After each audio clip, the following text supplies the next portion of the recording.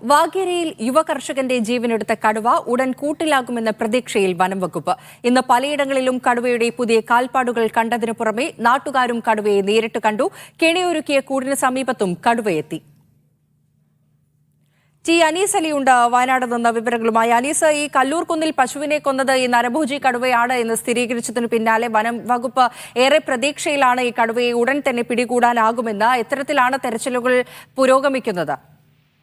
പരീക്ഷ ഇപ്പോൾ വനംവകുപ്പ് ഉറച്ച പ്രതീക്ഷയിലാണ്. വൈകാതെ തന്നെ കടുവയെ കൂട്ടിലാക്കാൻ കഴിയുമെന്ന പ്രതീക്ഷയുണ്ട്. കഴിഞ്ഞ 8 ദിവസമായി പ്രദേശത്ത് തെരച്ചിൽ തുടരുന്നതിനിടെയുണ്ടായ ഏറ്റവും ശുഭ സൂചനകളാണ് ഇപ്പോൾ ലഭിച്ചുകൊണ്ടിരിക്കുന്നത്. ഇന്ന് ആദ്യമായി നാട്ടുകാർ കടുവയെ പകൽ വെളിച്ചത്തിൽ നേരിട്ട് കണ്ടു. അതിനു മുമ്പായി ആ പ്രദേശങ്ങളിൽ, സമീപ പ്രദേശങ്ങളിലായി പലയിടത്തും കടുവയുടെ പുതിയ കാൽപ്പാടുകൾ കണ്ടു. ഇന്നലെ കടുവ ആക്രമിച്ച കല്ലൂർ കുന്നിലെ സന്തോഷിന്റെ പശുവിന്റെ ജഡം വെച്ചുകൊണ്ടാണ് പുതിയ കൂട് ഒരുക്കിയിരുന്നത്. ഏറ്റവും വലിയ കൂടാണ് അതിനായി ഒരുക്കിയിരുന്നത്. ഈ ജഡം കഴിക്കാൻ അടുത്ത തവണയും കടുവ എത്തുക എന്നതാണ് കടുവയുടെ ഒരു പ്രകൃതം. അതനുസരിച്ചാണ് ഈ കടുവക്കായി കെണി ഒരുക്കിയത്. ഈ കൂടിന് സമീപത്തും അല്പസമയം മുമ്പ് കടുവ എത്തി എന്നതോടുകൂടി വലിയ പ്രതീക്ഷ ഇപ്പോൾ വനപാലകർക്കുണ്ട്. ആ പ്രദേശത്തേക്ക് ആളുകളെ കടത്തിവിടുന്നില്ല. ആളുകളുടെ സാന്നിധ്യം കടുവ വരുന്നതിൽ തടസ്സമാകുമെന്നതുകൊണ്ട് ആ പ്രദേശത്തേക്ക് ആളുകളെ കടത്തിവിടുന്നില്ല. മേഖലയിലെ ലൈറ്റുകൾ അണക്കാൻ ആവശ്യപ്പെട്ടതനുസരിച്ച് അത്തരത്തിലാണ് അവിടെ ക്രമീകരണങ്ങൾ ഒരുക്കിയിട്ടുള്ളത്. എന്തായാലും ഇന്ന് കടുവ കൂട്ടിലാകും എന്ന ഉറച്ച പ്രതീക്ഷ പ്രദേശവാസികൾക്ക് വനംവകുപ്പ് നൽകുന്നുണ്ട്. ഈ പ്രദേശത്തിന് സമീപത്തായി പല സ്ഥലങ്ങളിൽ കടുവയുടെ പുതിയ കാൽപ്പാടുകൾ കണ്ടിരുന്നു. അതായത് അനീസ്, ഈ കെണിവെച്ചയിടത്ത് തന്നെയാണോ കടുവയുടെ പുതിയ കാൽപ്പാടുകൾ കണ്ടെത്തിയത്?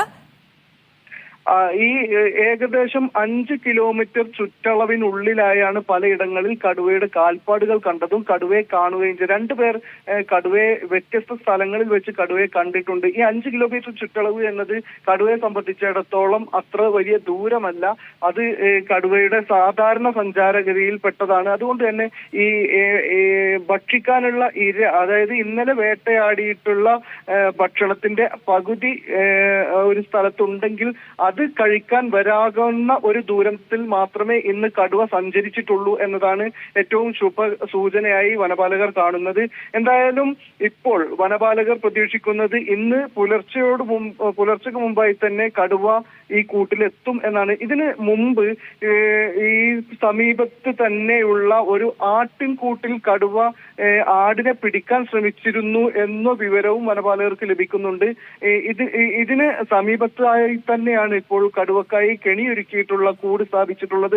അതുകൊണ്ട് തന്നെ വനപാലകർ ഉറച്ച പ്രതീക്ഷയിലാണ് ഈ കൂട്ടിലേക്ക് കടുവ എത്തും എന്ന പ്രതീക്ഷയിലാണ്. എന്തായാലും ഈ കടുവ കാട് കയറിയിട്ടില്ല, നാട്ടിൽ തന്നെ ഉണ്ട് എന്ന് വനപാലകർക്ക് സ്ഥിരീകരിക്കാൻ കഴിഞ്ഞിട്ടുണ്ട്. മാത്രമല്ല ഈ പ്രദേശത്ത് പശുവിനെ ആക്രമിച്ച കടുവ WWL45 എന്ന പേരിൽ അറിയപ്പെടുന്ന കടുവ തന്നെയാണ് എന്ന് സ്ഥിരീകരിച്ചിട്ടുണ്ട്.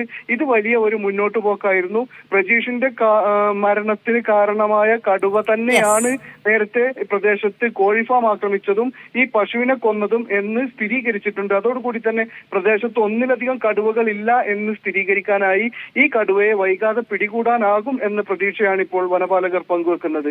എന്തായാലും വാഗേരിയിലെ പ്രജീഷിന്റെ കൊലപ്പെടുത്തിയ കടുവയെ ഉടൻ തന്നെ പിടിയിലാകാൻ സാധിക്കുമെന്ന പ്രതീക്ഷയിലാണ് വനം വകുപ്പുള്ളത്. ടി അനീസ് അലിയാണ് വിവരങ്ങൾ നൽകിയത്.